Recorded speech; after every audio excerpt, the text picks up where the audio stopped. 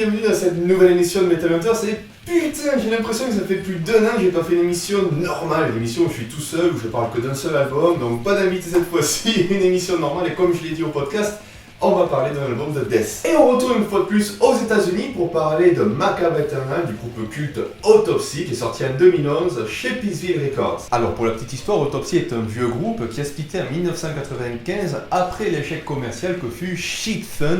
Et putain les mecs, mais c'est quoi cette pochette? C'est par là que sort la merde, voilà. Après quoi les membres ont fait divers projets comme par exemple Abscess, un groupe de black trash un peu punk.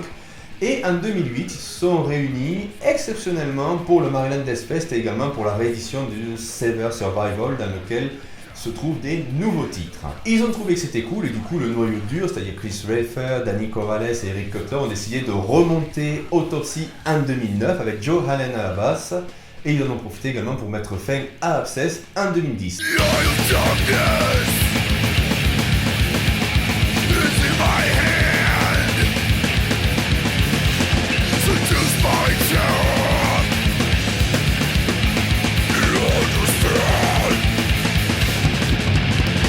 Donc, contrairement au groupe dont j'ai déjà parlé ici, les Purity, Merciful, Macabre Eternal ne fait pas dans le death très technique. De toute façon, Autopsy ne ressemble à rien à ses compatriotes américains, que ce soit Cannibal Corpse, Morbid Angel ou encore Suffocation, et il ne ressemble pas non plus au death dit européen, simple et direct, Entombed, Unleashed, etc.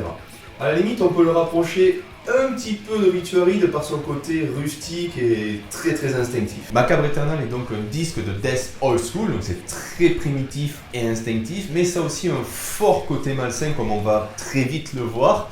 C'est très gras, rince et tout ce genre de superlatifs dégueulasses qu'on peut y ajouter. Ça a aussi un fort côté doom et un tout petit côté punk, je trouve.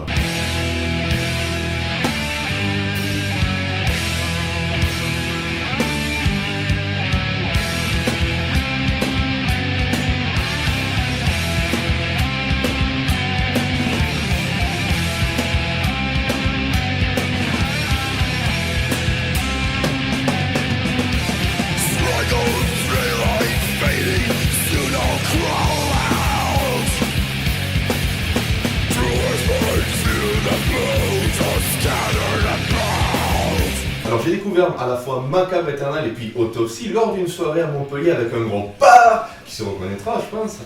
Soirée que nous avions passée à chanter du Angra, du Symphony X et Hot Red Guy, et au milieu il y avait donc Macabre Eternal. Et déjà l'album m'avait suffisamment marqué pour qu'une fois je rentre chez moi, je me le commande. Voilà, c'était l'anecdote qui sert à rien. Au-delà de la musique qui est géniale, Macabre Eternal a pour moi deux principales forces, ses textes et leur interprétation. Et c'est marrant de voir que les textes sont crédités sur Metal Archive, ils ont tous été écrits par Chris Raffer, sauf 3 qui ont été écrits par Eric Cutler. Mais bon, ceci n'est qu'un détail de l'histoire, n'est-ce pas?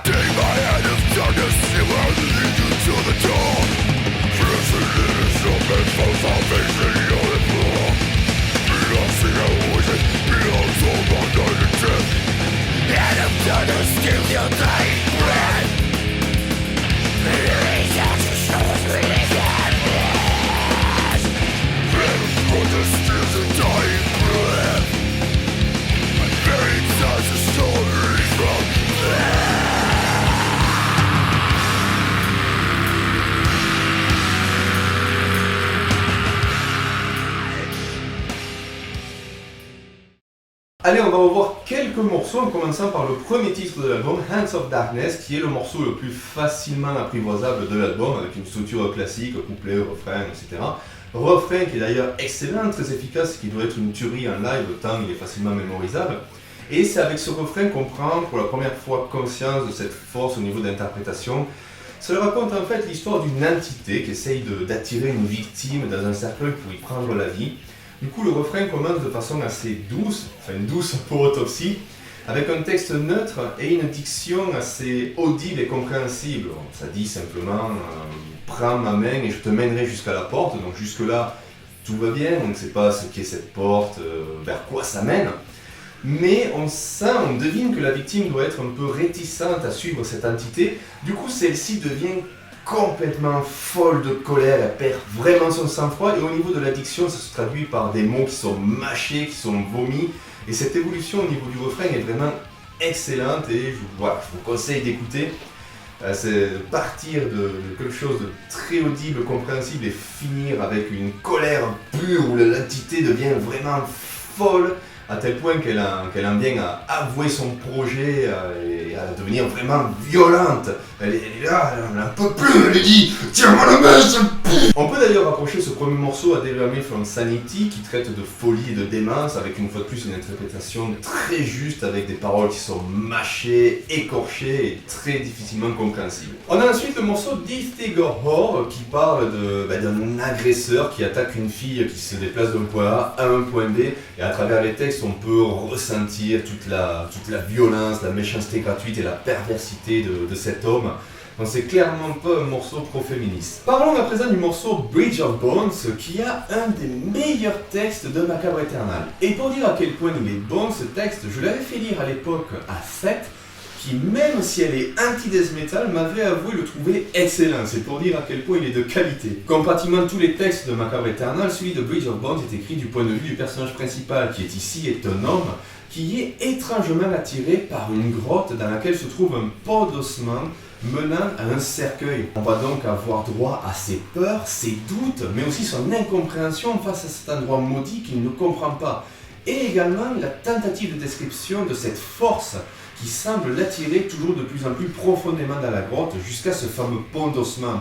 On a aussi sa résistance qui est assez forte au début, qui lui permet même de fuir à un moment donné jusqu'à ce que la force le brise totalement et le résigne à traverser ce pont. L'homme va donc le traverser, ce pont d'ossements, se diriger vers le cercueil, il va rentrer dans le cercueil, se coucher et refermer le couvercle. Le texte se finit ainsi, je vous conseille fortement de le lire, il est d'une très grande qualité et me fait pas mal penser à Lovecraft.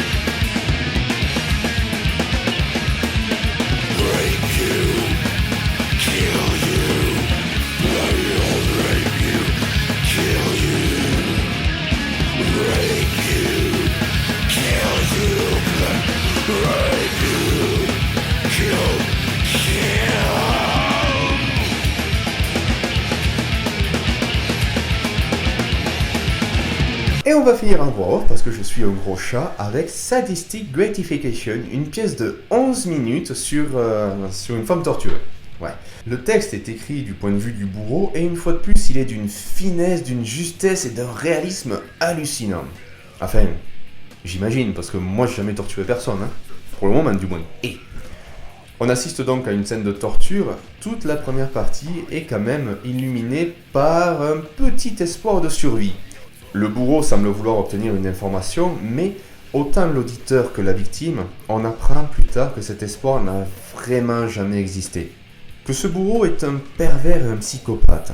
Il le dira lui-même d'ailleurs, ce n'est pas que pour mon métier, c'est aussi pour mon sadisme. Il n'y a pas de lendemain parce que je prends un plaisir indescriptible à faire ce que je fais. C'est à ce moment-là qu'on comprend que tout est perdu. D'ailleurs, le rythme de la musique se ralentit, notes oscillantes et répétées de plus en plus lentement, symbolisant à la perfection le temps restant de la victime qui lui paraît de plus en plus long et qui nous, auditeurs, nous paraît de plus en plus difficilement supportable. Le chant, quant à lui, se transforme en récitation, en confession, murmure à l'encontre de la victime, qu'on entend pour la première fois depuis le début de la chanson crier.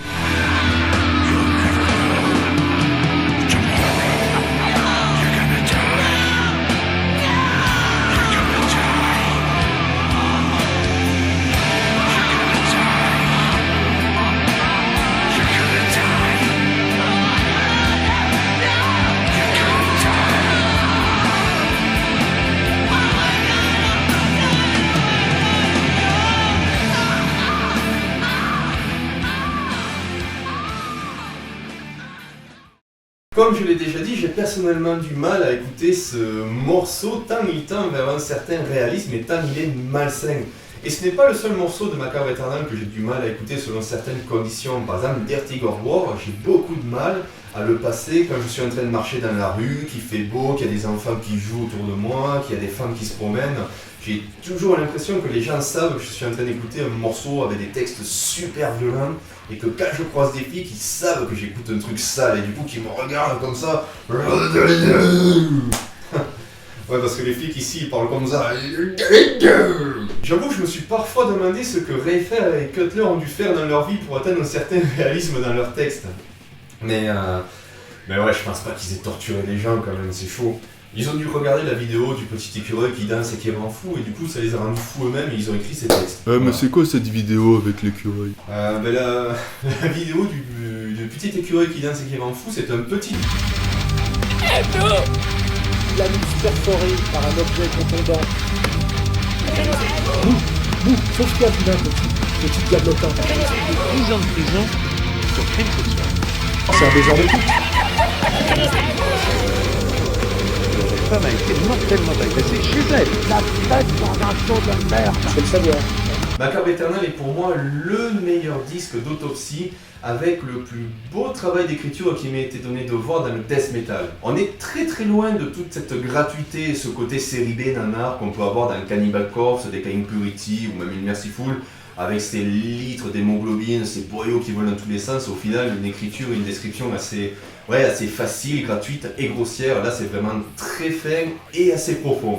Pourtant, on a quasiment les mêmes thèmes que dans les autres groupes de death metal. Ça parle de quoi en général? De zombies, de maladies, de morts, de viols, de torture. Enfin, que des trucs cool quoi. Il manquerait plus que des tentacules et des écolières et ce serait le disque parfait pour un York Metal. Macabre Eternal, meilleur album d'Autopsy pour moi. Et du coup, je suis forcément un peu déçu à l'écoute des deux autres albums qui sont sortis parce que je les trouve tout simplement moins profonds. Je trouve qu'il y a beaucoup moins de richesse dans les textes et dans l'interprétation également. Un petit mot sur la pochette également, qui est plus dans les tons bleutés, assez inhabituel pour Autopsy, qui nous a toujours habitués avec un petit peu de rouge et de tons rougeâtres dans ses covers, à part Shit Fun bien sûr, qui est plus marron, comme de la merde, ce qui lui va bien d'ailleurs. Voilà, cette vidéo de Metal Hunter c'est à présent terminée, j'espère qu'elle vous a plu. Malheureusement, je ne peux pas vous mettre d'annotation vers mes autres vidéos Death Metal parce que Google a décidé que les annotations étaient à présent obsolètes.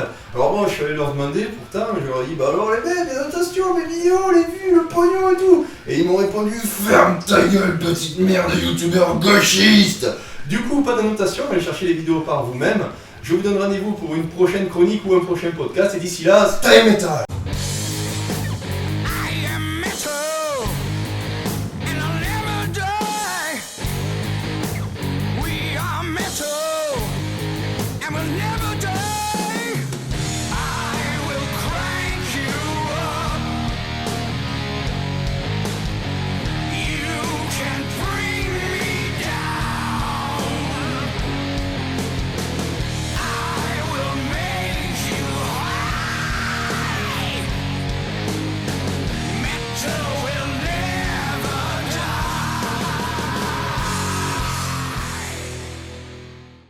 Ah putain, mais j'ai mal à la tête à force de crier comme un con là.